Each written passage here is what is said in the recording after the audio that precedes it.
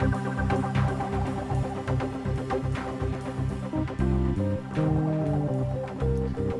right, everybody, welcome back to the Growing Band Director Podcast. This is episode 57 with John McAllister of johnmcallistermusic.com. And if you haven't checked out episode 56, you totally should, because we sort of gave you a lot of information on John's site and all the resources to make all the things that you do in your band classroom so much more fun by using John's YouTube channel and site. So I'd like to get into next, John, the question I had for you was, what do you find is the most popular from your resources that band directors just love? I would say the cinematic resources are probably the most, just because they're different. I don't. There's not a whole lot of other things out there quite like them, and I purposely try to make them as engaging as possible for young players, so that you can use it in the classroom. But then hopefully they'll take their instruments home, plug it in on YouTube, and use them at home. The idea has always been, how do we get kids to, practice the fundamentals more and make it more exciting to practice the fundamentals? So probably the cinematic resources. Well, you've succeeded. It's awesome. Yeah. Awesome. So we've mentioned on your website, you have compositions, quintets and duets, and working on trios that are adaptable for any instrument. Mm-hmm. You have some arrangements of marching band music. You told us about marching band warm-ups at first. That's kind of how you got into some of this. Can you tell us a little bit about your marching band music side of things? So I, as a budding arranger, I mean, a while ago at this point, I wanted to write music, and there's a huge demand for marching band music all the time. So when I graduated from college, I started writing marching band shows for my friends and colleagues, and I also, from the warm up side, I've worked with the marching band all the way through. So I was, except for my first year teaching, I wrote the marching band warm ups that we played every year, and I basically would tweak them every year to the ensemble that I had. And once I'd learn a new concept, come up with something new, and try a new way of doing something. If something didn't work, I'd toss it out.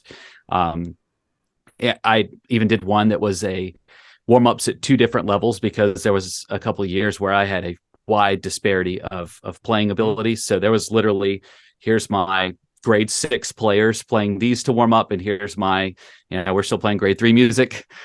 So I did it to where it fits together, but we're warming up basically at two different levels. And as far as composing and arranging, I've done that for a while. I have more and more people coming to me for sound design things for marching band, because of my cinematic composing stuff. It's all the same. I can turn a marching band field into a movie screen if I need to, with all of the plugins that I've acquired over the years and things like that. So that's essentially what I do with the marching band. I wouldn't say that I'm like one of those high level BOA composers, arrangers. Yeah. It's a different world for me, but I definitely have arranged at least one show for the past 15 years. Mm-hmm.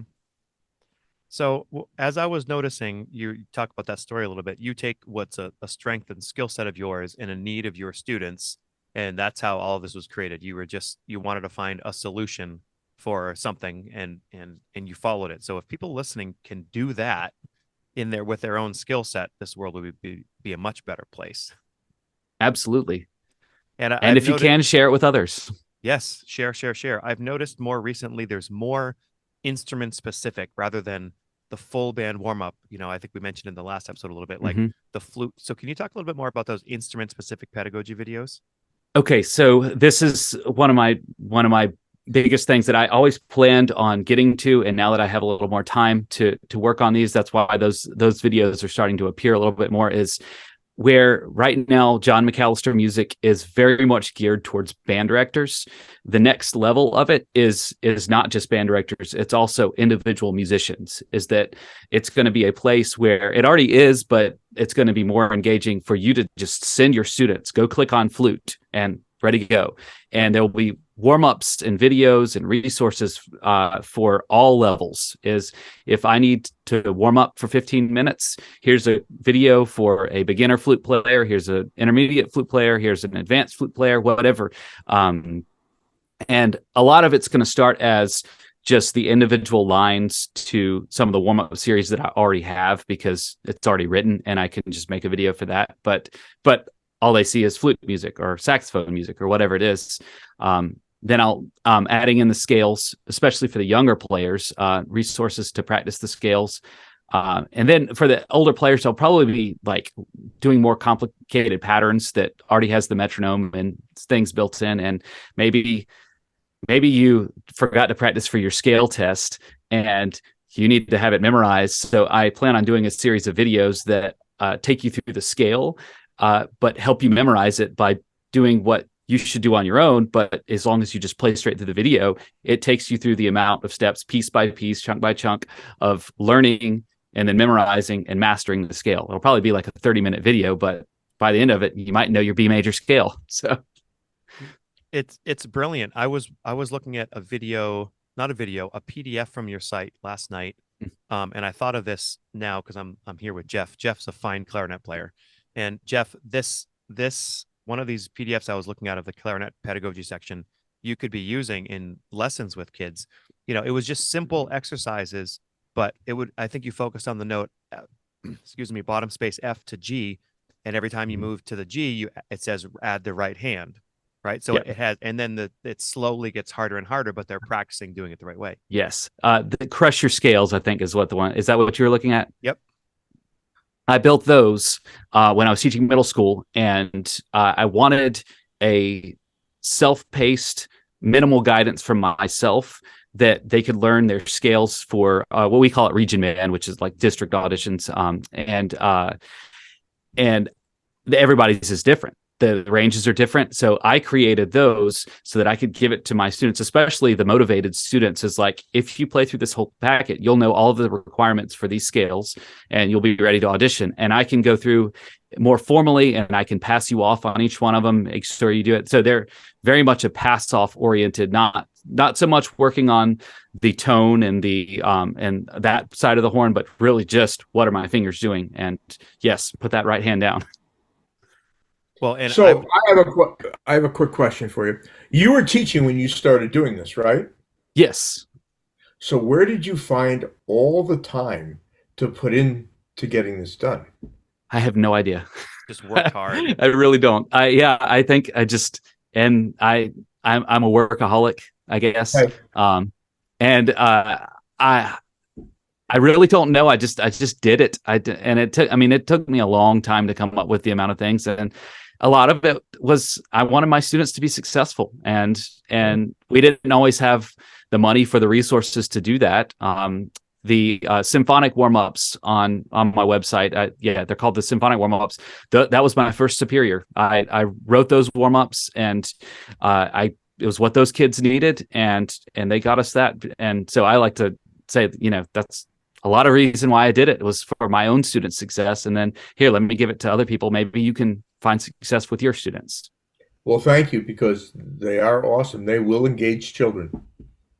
Awesome. I'm glad to hear that. John, do you find when you're asked that question and you had like, okay, I have to spend time at night working on whatever, that sometimes it doesn't feel like work? Like if you really enjoy either the computer program you're working on, or for me, it's Sibelius or whatever, like I could be watching TV or doing this. It kind of feels like the same thing sometimes. Absolutely. Yeah. I love creating. I mean, it's my outlet. I would have probably been a visual artist if I had not joined band in 6th grade, because I was doing art until I joined band, and then I had to kind of like, okay, which one am I really going to do? So it's a creative outlet for me. I enjoy it. It's sometimes, especially when I have a deadline, it becomes work, but otherwise it's fun. And I walk in on Monday morning, hey kids, I've got a new set of warm-ups, and they're like, but I'm excited about it because it's so much fun to do and create, and it's sometimes it's warm-ups, but it's composing for me, and I love composing. I love writing music. John, who were your band directors? My band director, all the way through, or I guess my high school band director was a guy named George Winger. He taught in Tennessee for a while, and he came down to South Carolina. And He was a great guy. He's very huge motivator. I think he probably goes down as in history as having the largest band in South Carolina before I was there, but I think he had over 350 people in the band one year. So it was a massive marching band. And they played Mars. So it was the loudest thing ever. And then in college, I went to Furman University, and I picked that university because of the people I wanted to learn from. Les Hicken was the band director at the time, and I was playing in a youth orchestra with him. And Jay Bocook, as a lot of people are going to know the name Jay Bocook, he was the athletic band director and worked with everything band at the university. And then Mark Britt, I studied trombone with him, and I was already involved with all of them before I went to college, and I went there because I wanted to learn from them, and they were phenomenal educators, and I just learned so much. Jay Bocook very graciously taught me a lot about arranging and putting things together and things that sound good. And when I was starting to learn how to arrange and whatnot, I could take the stuff over there, and he's like, do this, don't do that, that kind of stuff, making an ensemble sound good. So who was your middle school teacher? I had three different middle school teachers because it's just kind of I had a woman named Allison Drewley and a woman named Beverly Massengill, and then a guy named Frank Watson. Frank Watson is a local. The other two are not around Spartanburg anymore, but Frank Watson is actually one of the ones that I plan on doing an independent study with in grad school because he's a woodwind specialist. He's a bassoonist, but can play all of them. So we're going to sit down and do a deep dive into some methods and that kind of thing. Well, the reason I'm asking is, like as teachers, we all have these kids in our band, and you mentioned you as a sixth grader, right? Now, imagine if everybody can imagine if they're a middle school teacher, they have John McAllister as their sixth grade trombone player, right? Like you were probably doing all the sixth grade things that every sixth grader will do. And that it's really easy for us to forget that we have some of these kids in our programs who are going to go on and do great things, either in music or in other things. Now, you probably didn't have a sign over your head that said, I will now, improve music education through all the work that I do when I'm 40 years old, right? But we have all these kids who are going to be doctors and lawyers and great musicians and help people throughout. And I'm just fascinated when I see someone who's doing so much for people like you are. But at one point, you were somebody's trombone player who probably threw a spitball, like that's just fascinating to me. So yeah. I just hope as teachers, we can occasionally take the time to think that these kids are going to grow into something, and that sometimes makes it a little bit more worth it. Absolutely. I don't think anybody in middle school would have done it. I practiced. I wanted to make region band. I wanted it to be good, but I don't know that anybody would have known that this is what I was going to end up doing. I mean, I almost quit band in high school. George Winger kept me from quitting band because I got angry about something stupid, and thank goodness he kept me from not being he kept me going. So So we've talked about your YouTube channel. I think we all have something like that. Yeah. We've talked about your YouTube channel. Well, I guess before we go to that, I guess it's important for us to be thankful for the mentors that we've had, right? We've all had a number of mentors along the way that have kind of kicked our butt in some way. And I think the best mentors really gave us what we individually needed at the time. So I think it's important for people to reach out to their mentors and thank them. Yeah, absolutely. And I think it's also good to go back to our middle school mentors and sometimes thank them for what they did for us, because sometimes they lose track or, oh, I taught you in sixth grade. I haven't seen you in a decade and a half. And sometimes it's just good to go back and say thank you. And it lifts their heart a little bit to know that the seed they planted developed into such a fabulous program such as yours, John. Absolutely. Yeah, I try to make myself as gracious as possible to the people who gave me the opportunities that they have. Yeah. And I think I hope we would all understand that middle school band directors run the world, right? I mean, if you have a great middle school band director, more than half of your job is already done, right? So absolutely. I think a lot of us who teach at the high school level tend to think only about high school, but we have to remember we're just a continuation of a process that started before you. And if you can really thank those middle school band directors, because some of them don't feel as appreciated as they should be. And I think it's important that we recognize that.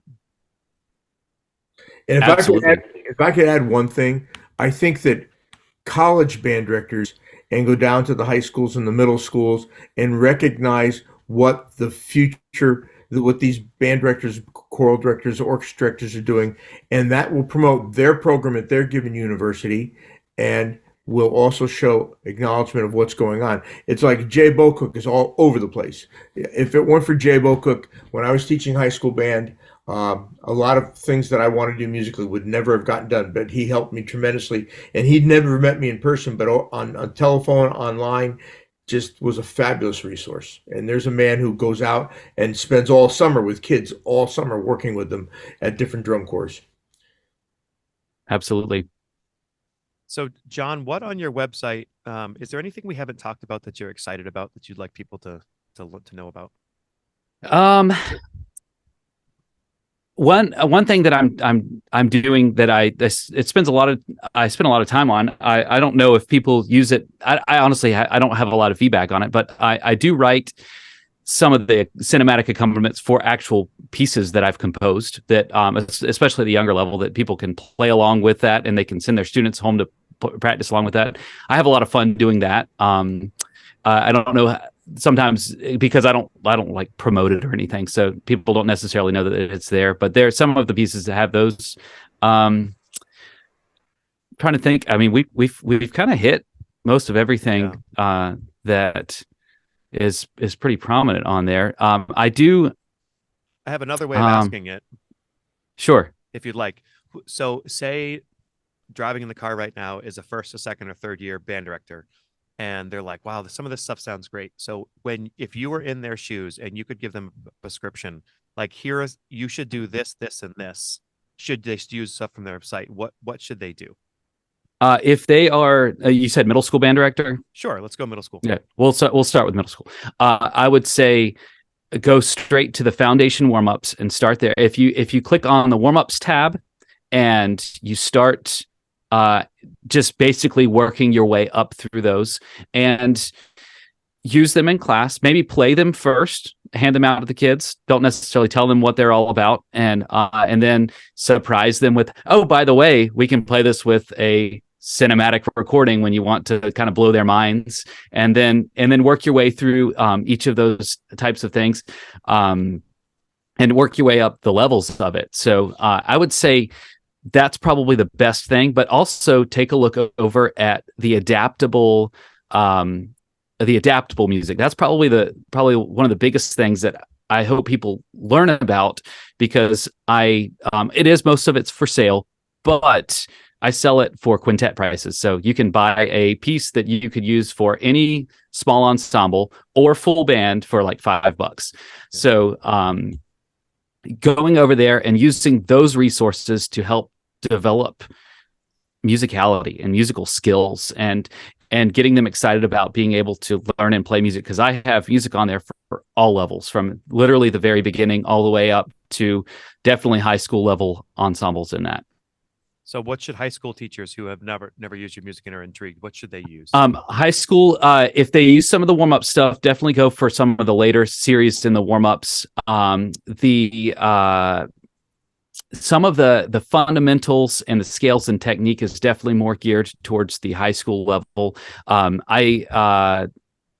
There's not a whole lot of music, and there's some, but most of my music that I've composed is for the younger levels at this point. That'll change over the coming years, but adaptable resources as well for the high school, because when I do some of these classical tunes, they're as close to a transcription as I can get. So some of those are going to be more difficult. And the idea behind that is chamber music, is get your students involved in chamber music. You can play it as a full ensemble and then say, go play music with your friends.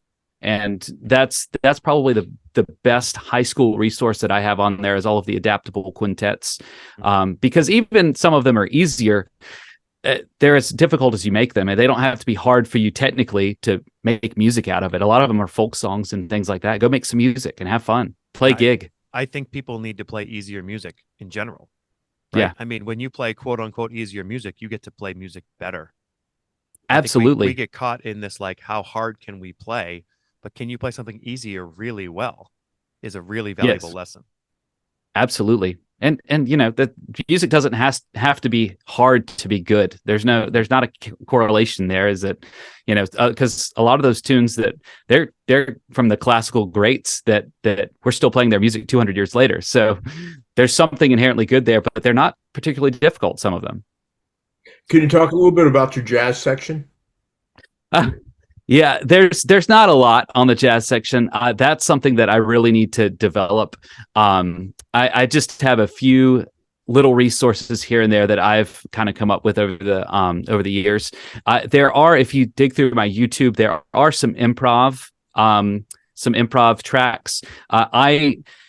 I don't have the best resources to create great sounding jazz accompaniment play-alongs, but I do to make it lo-fi, which is apparently a thing that kids are into these days. So these like lo-fi play-alongs that are swing, and they are, they're using all the jazz chords, the similar things you do. They just have kind of a different feel to it. And so I started making, especially during during COVID, when we were all separated and whatnot, I was creating a lot of those things so that students could practice improv, especially the lo-fi, because they like that. So it's kind of a fun way to practice that. So there are definitely some of those resources. I think if you go in the cinematic series tab, and there's towards the bottom of that, you can find some of the improvisation resources, which is kind of jazz. And the jazz section really just has some charts for like circle of fourths and some major scales type practice, that when you're learning how to improvise, that kind of thing. Mm-hmm. Somebody else who used the phrase circle of fourths. I always use circle of fourths, and everybody says it's circle of fifths, and I get the difference and all that, but like, I'm just glad to hear you say circle of fourths. Well, I the strings people, and in theory class, it's the circle of fifths, but right. In band, when we're teaching them the order of flats, it's the circle of fourths. Yeah, but to me, like C to F is a fourth. They'll say, yeah, but if you go down, it's a fifth. Well, I know, but yeah. Anyways, okay. So as we start wrapping up, I wrote down here, I'm wondering, do you have any common traits that you've seen in band programs? Just, this is outside of sort of your work, but in general, some things you see in quality programs, their teachers or how their programs are set up or anything. I think the quality program fundamentals packages, and just having a firm foundation in what the students should be doing fundamentally, and they're engaged in it. One of the biggest indicators, and this is the eternal challenge for us, is students that practice. I think directors would be smart to spend as much time as they can figuring out how to engage their students enough to where they practice their instruments, and sometimes a lot. It's I don't know that that's kind of the trick, is like the kids that practice are successful. Is if you spend that extra time on your horn and you have a good fundamentals package, then the rest of it happens. I see a lot of times directors will spend too much time working on the content itself and not enough on what drives the content. Because if one of my things especially when I taught middle school, was we would spend 75% of the class sometimes on fundamentals, and then I was like, all right, we're going to read this piece, and we'd read straight through it, and it would sound good because they made great sounds on their instruments. They could sight read anything because we did that, and I used my personality to make fundamentals fun, but whatever you can to make fundamentals enjoyable, and the basics. Great. And I think that's an important characteristic, because some band directors feel that they have to do repertoire all the time during band rehearsal. But if you've got a methodology of making fundamentals fun, then kids don't look at it from the same perspective. They look at, okay, this is important. Oh yeah, and by the way, we're going to play a piece too. Absolutely. It's great. It's just great. Do you have any final advice for band directors? Final advice. Be passionate about, I probably don't have to say that, but kids get into band directors and what we're doing because we love making music, and be passionate about it, and seek out the resources. My website is a multitude of resources to just use. Find things that engage students and help them to make music. My goal in life, I guess, is to be an advocate for students and just people playing instruments and being good at it and enjoying it. And we as band directors are facilitators for that. And how can we transfer that passion that made us want to teach into these students to make them want to play? Awesome. Thanks very much for your time. We appreciate it. Thank Oh, you. absolutely. I'm glad to be here. Thanks for having me on. All right. And think about making that advanced background into one of those warm-ups. I'll do that. I'll get on that.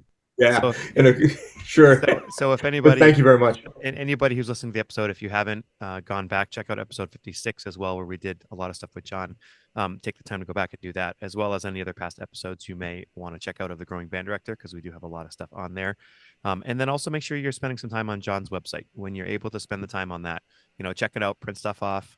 Is there a way for them to contact you, John, on that website? Yes, on the website. If you just click on the contact portion on my website, send me a note about anything, whatever. If you're having trouble with something, or you have a question about something, or you have an idea, just send it my way, and we'll chat. It's great. Well, everybody be well. Thanks for your time. Thank you. We sincerely appreciate you taking your valuable time and listening to the Growing Band Director podcast. Your students are very lucky to have a band director like you. If you have any suggestions for episode topics or think you have an area of expertise to share on a show with us, please reach out. If you enjoyed this episode, don't forget to subscribe. And if you want to help spread the word, please give us a 5-star review and tell your band director friends to subscribe as well. We're available on Apple Podcasts, Spotify, our YouTube channel, and wherever you listen to podcasts. Thanks for listening to the Growing Band Director. See you next week.